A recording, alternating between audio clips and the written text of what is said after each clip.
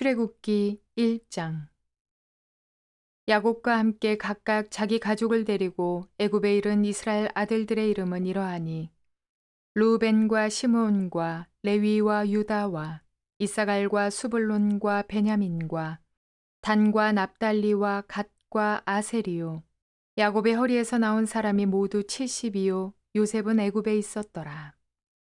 요셉과 그의 모든 형제와 그 시대의 사람은 다 죽었고 이스라엘 자손은 생육하고 불어나 번성하고 매우 강하여 온 땅에 가득하게 되었더라.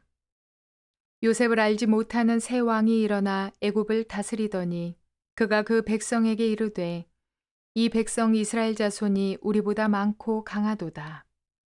자, 우리가 그들에게 대하여 지혜롭게 하자.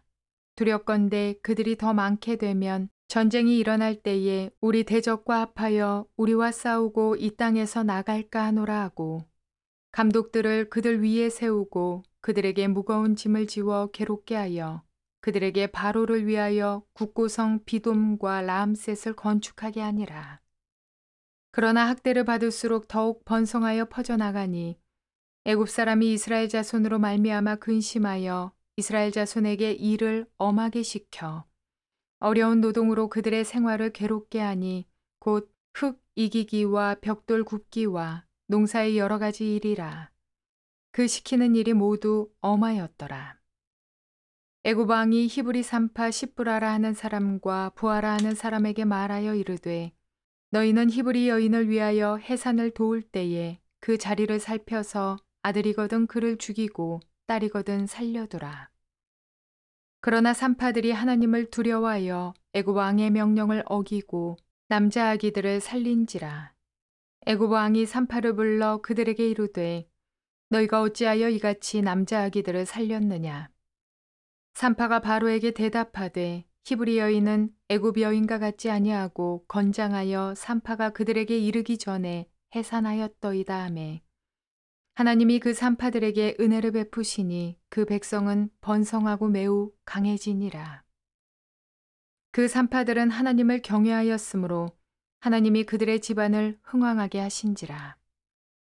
그러므로 바로가 그의 모든 백성에게 명령하여 이르되 아들이 태어나거든 너희는 그를 나일강에 던지고 딸이거든 살려두라 하였더라.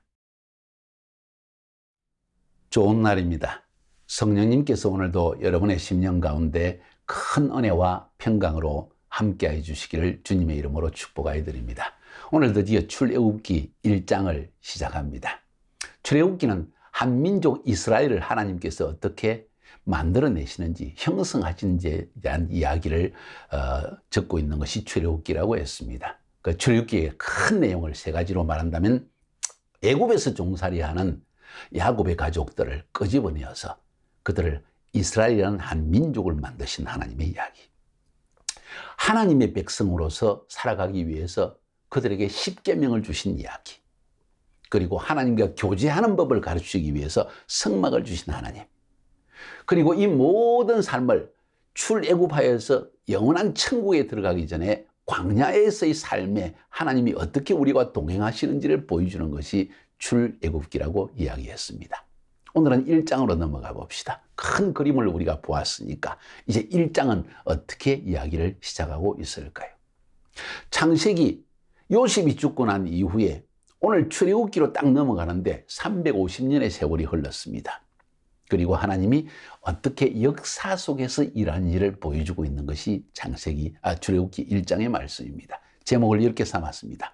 우리는 역사 속에서 일하시는 하나님을 볼 수 있어야 합니다. 인간을 너무 짧게 바라보면, 좁게 바라보면 하나님이 일하시는 걸 볼 수가 없습니다. 역사 속에서 일하시는 하나님, 내 인생 전체를 통해서 일하시는 하나님을 볼 수 있는 눈을 가져야 됩니다. 이것을 기독교인의 세계관, 역사관이라고 이야기합니다. 오늘 지금 내 삶에 일어난 일만 바라보면 절망되고 또 그냥 기뻐하는 것 같지만 찰나적이고 순간적이지만 하나님이 내 삶 가운데 끊임없이 역사하신 것을 쳐다보면 야, 하나님이 내 삶에 이런 일을 행하시겠구나 하는 소망과 희망도 생겨나고 하나님이 역사 속에서 일하는 모습을 바라보면 큰 역사의 흐름 속에서 정치, 경제, 사회, 군사, 문화 속에서 하나님이 어떻게 일하시는지를 볼 수 있는 눈을 가질 수 있다는 것입니다. 오늘 1장에 보니까 애굽에서 440년의 종살이를 하게 된다고 하나님이 약속하셨습니다. 그 말씀이요, 창세기 15장 13절 14절에 나옵니다. 여호와께서 아브라함에게 이르시되 너는 반드시 알라. 네 자손이 이방에서 객이 되어 그들을 섬기겠고 그들은 400년 동안 네 자손을 괴롭히리니 그들이 섬기는 나라를 내가 징벌할지며 그 후에 네 자손이 큰 재물을 이끌고 나오리라. 출애굽기 12장 40절에도 보면 요셉부터 시작해가지고 야곱의 가족들이 나중에 들어오게 되고, 그리고 애굽에 머무른 횟수가 430년이라고 했습니다. 그래서 성경에는 때로 400년 혹은 430년 동안 애굽의 종살이라는 이야기가 나오는데, 요셉이 먼저 들어왔고, 그래서 요셉이 들어온 횟수부터 치면 430년, 마지막에 만약 야곱이 가족들을 데리고 들어온 횟수만 친다면 400년, 애굽에서 종살이를 한 시간을 이야기하고 있습니다. 그 하나님께서 말씀하신 대로 400년이 지나고 난 뒤에 역사 속에서 400년이라는 세월 동안 하나님의 백성도 잊혀지고 세상은 그냥 저절로 흘러가는 것을 보여지지만 그 역사 속에서 하나님은 일하십니다. 하나님의 카이로스 타임이 왔을 때 하나님은 자기 백성을 애굽에서 끄집어내신다는 이야기가 오늘 본문에 나오고 있는 것입니다. 애굽에 들어간 사람이 70명이었는데 그들이 나올 때 광야에서 하나님께서 그들의 숫자를 세보니까 남자만 60만 명이 넘었습니다. 그러면 이스라엘 백성들은 아기를 잘 낳습니다. 한 집에 적어도 5명, 10명씩 낳는다고 생각하는데 한 집에 서너 명만 낳는다고 할지라도 남자만 60만 명이 넘으니까 적히 300만 명이 넘는 민족을 이루고 맙니다. 상백만 민족이 되죠. 70명이 들어갔는데 오늘 성경에 보니까 그죠? 70명이 들어갔는데 300만 명이 넘는 한 민족을 이루었다는 것입니다. 이것은 약속의 성취입니다. 첫 번째 약속의 성취는 아브라함에게 말씀하신 대로 너희들이 400년 동안 이방 땅에서 나그네처럼 살다가 고난을 당하다가 내가 너희를 끄집어낼 것이다 하는 약속이 성취되어졌고, 두 번째로는 큰 민족을 이루어주겠다고 아브라함에게, 이삭에게, 야곱에게 약속하지 않았습니까? 근데 오늘 7절에 보니까 이스라엘 자손은 생육하고 불어나 번성하고 매우 강하여 온 땅에 가득하게 되었더라. 애굽 땅에서 번성한 이야기를 하고 있습니다. 20절에도 하나님이 그 산파들에게 은혜를 베푸시니 그 백성은 번성하고 매우 강해지니라. 아기를 낳으면 바로가 무서워가지고 이 히브리 사람들을, 이스라엘 사람들을 다 죽이라고 했습니다. 왜? 그 당시에는 민족이 숫자가 많아지면 강한 민족이 되는 거예요. 그래서 혹시 애굽에서 쿠데타가 일어날까 봐. 그 당시에 바로 이름이 투트모스 1세였는데 애굽 바로인 투트모스 1세가 이스라엘 사람들을 학대한 이야기가 오늘 성경에 나오고 그것이 역사적 기록에도 남아있다는 사실은 놀라운 일입니다. 중요한 사실은 하나님께서 이스라엘에 70명 야곱의 가족이 들어갔는데 300만 명 이상이 되는 엄청난 큰 민족을 이루게 하셨다. 하나님의 약속이 이루어졌다는 것입니다. 제가 말씀드리고 싶은 것은 우리의 역사의 큰 물줄기를 바라보면 결국 하나님이 약속하신 것의 성취다. 언약의 성취이다. 어떤 언약이냐? 내가 아브라함의 후손을 큰 민족을 이루어 그 민족을 통해서 일하겠다는 하나님의 약속이 성취된 것을 볼 수가 있습니다. 그러니까 우리가 지금 현재 우리 삶에 닥치는 조그만 문제에 얽매여 있을 것이 아니라 저 자신을 바라보아도 또 제가 일한 카자흐스탄의 사역을 바라보아도 이건 하나님이 역사 속에 일하신다는 것을 볼 수 있는 엄격한 현실입니다.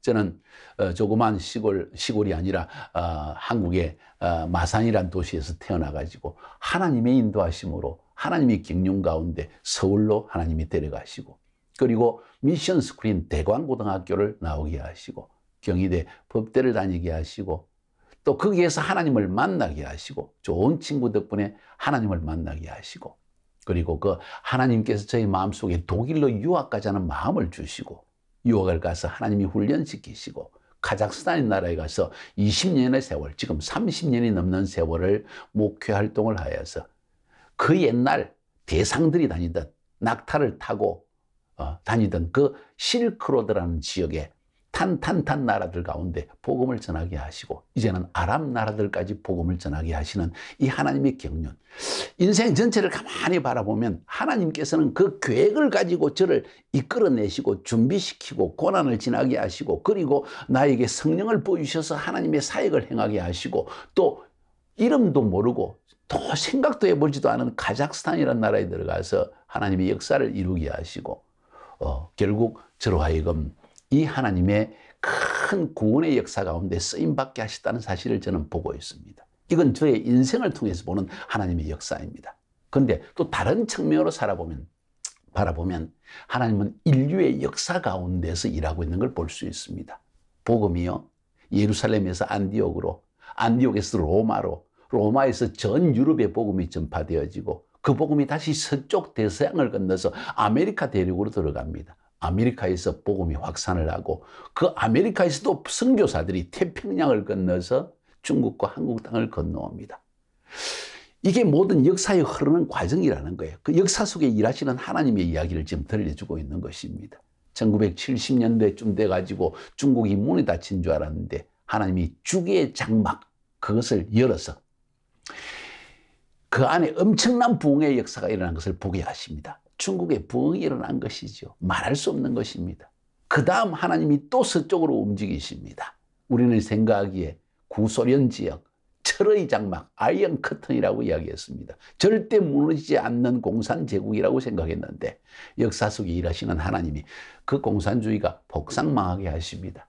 그리고는 구소련 지역의 나라들의 문을 활짝 열어 제끼셨습니다. 하나님이 하신 일입니다.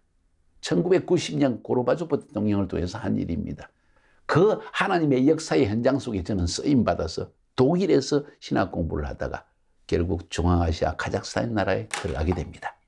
하나님은 카자흐스탄에 데려오신 저를 단순히 카자흐 민족만을 위해서 복음을 전가하게 하신 것이 아니라 그 실크로드 상에 있는 카자흐스탄, 우즈베키스탄, 기르기스탄, 타지키스탄, 투르크메니스탄, 아제르바이잔, 터키까지는 이 투르크 민족에게 복음을 전하는 통로로 저와 저희 교회를 사용해 주신 것입니다. 하나님의 시간을 역사 속에 일하시는 시간표를 지금 말씀해 드리는 거예요. 놀라운 일 아닙니까? 제가 언제 1990년도에 고르바초프 대통령에 의해서 구소련이 붕괴될 걸 알았겠습니까? 어떻게 하나님은 그 시점에 나를 미리 독일에 보내셔서 6년 동안 훈련시키시고 그리고 그 중앙아시아 땅, 구소련 땅에 들어가게 하시는가 이 말입니다. 2001년도에 전 세계에 엄청난 일이 일어났습니다. 뭔지 아십니까? 9.11 사태가 터진 것이죠. 오사마 빈 라덴이라는 이름이 튀어나오기 시작하고요. 온 세계는 패닉에 빠졌습니다. 그리고 전쟁이 일어났습니다. 아프간 전쟁이 일어납니다. 악의 축을 없애겠다고 해서 이라크에도 전쟁이 일어납니다. 그 이후에 시리아 내전이 일어납니다. 이 모든 사건은 역사 속에서 한 번도 일어나지 않았던 페르시아 민족과 그리고 아랍 민족 가운데 하나님께서 일하시는 모습을 보여주고 있습니다. 역사 속에 일하시는 하나님. 그래서 하나님이 중국의 주의 장막만 무너뜨리고 복음을 전가하신 게 아니라 철의 장막을 무너뜨리고 그 안에서만 일하시는 것이 아니라 이제는 아랍 민족과 페르시아 민족 가운데서도 역사 속에 일하시는 하나님을 보게 되는 것입니다. 그 일로 말미암아 아프가니스탄에 문이 열려서 선교사가 들어서 복음을 전가하게 되어지고 이라크, 이란, 이제 시리아 내전을 통해서 그것도 안 되니까 이런 전쟁들을 통해서 수많은 수백만 명, 이제 1,000만 명 이상에 이르는 난민들이 온 세계에 퍼져나가게 하시고 그들이 서방 세계에 들어가서 복음을 영접하고 예수를 믿게 되는 역사가 일어나게 하시는 것입니다. 여러분, 하나님의 역사 속에 일하십니다. 이스라엘 백성들이 애굽에서 400년 동안 종살이를 할 때 하나님이 어디 계시냐? 아니 어쩌면 하나님 자신을 완전히 잊어버리고 하나님을 잊어버린 채 애굽에서 그냥 건건히 월급 받고 먹고 사는 종살이하는 신세에 있었지만 하나님은 일하고 계셨다는 것입니다. 이게 역사를 보는 눈입니다. 이것이 바로 역사 속에 일하시는 하나님을 보는 눈이라는 겁니다. 이 눈을 가진 사람은 지금 현재의 조그만 일에 얽매이거나 흥분하거나 너무 좋아서 날뛰거나 혹은 너무 슬퍼서 절망하고 이러지 않는다는 이야기지요.